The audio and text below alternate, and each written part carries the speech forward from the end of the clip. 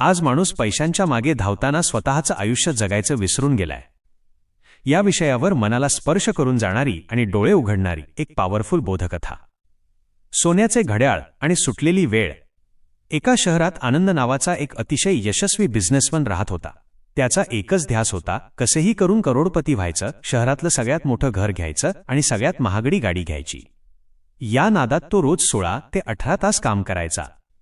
त्याची पत्नी आणि 10 वर्षांचा मुलगा त्याला वारंवार म्हणायचे, आज रविवार आहे, आज तरी आमच्यासोबत वेळ घालवा, फिरायला चला. पण आनंद नेहमी चिडून म्हणायचा, हे सगळं अफाट साम्राज्य मी कोणासाठी उभा करतोय? तुमच्यासाठीच ना?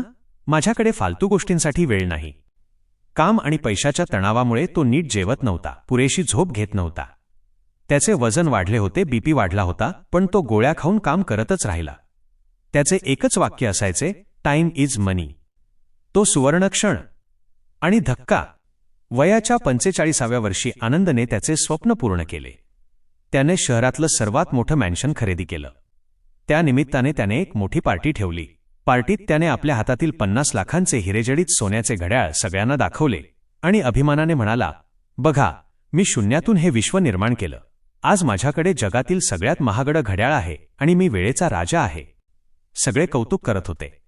तेवढ्यात अचानक आनंदच्या छातीत तीव्र कळ आली. तो कोसळला. पार्टीत एकच खळबळ उडाली. त्याला तातडीने आयसीयूमध्ये भरती करण्यात आले. हॉस्पिटलचा तो अस्वस्थ करणारा प्रसंग. आनंद व्हेंटिलेटरवर होता. डॉक्टर बाहेर आले आणि त्यांनी त्याच्या पत्नीला आणि मुलाला सांगितले, त्यांचे दोन्ही मूत्रपिंड, किडनीज निकामी झाले आहेत आणि हार्ट अटॅकमुळे परिस्थिती खूप गंभीर आहे. त्यांच्याकडे आता फार तर काही तास उरले आहेत. आनंद शुद्धीवर आला तेव्हा त्याने डॉक्टरांना जवळ बोलावले. तो थरथरत्या आवाजात म्हणाला, डॉक्टर साहेब, माझ्याकडे बँकेत 500 करोड रुपये आहेत. माझी सगळी संपत्ती, ते 50 लाखांचं घड्याळ, माझं आलिशान घर, सगळं लिहून देतो तुम्हाला. प्लीज मला फक्त 2 वर्ष जगवा.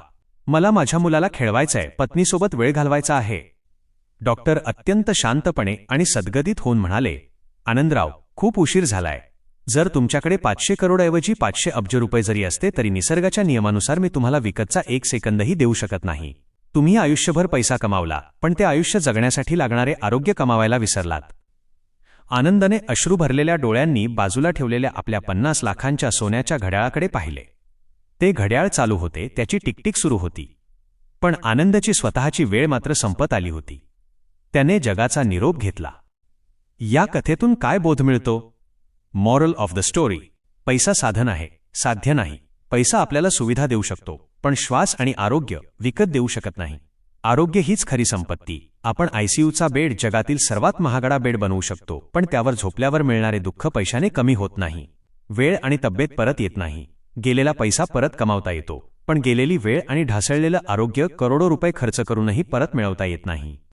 थोडक्यात काय तर, कामात व्यस्त असणे चांगले आहे, पण स्वतःच्या शरीराला इतकेही स्वस्त बनवू नका की पैशाच्या नादात आयुष्यच संपून जाईल. आजच स्वतःसाठी, आरोग्यासाठी आणि कुटुंबासाठी वेळ काढा. मित्रांनो, ही कथा मनाला पटली असेल आणि वेळेचं अन आरोग्याचं महत्त्व समजलं असेल तर व्हिडिओला नक्की लाईक करा.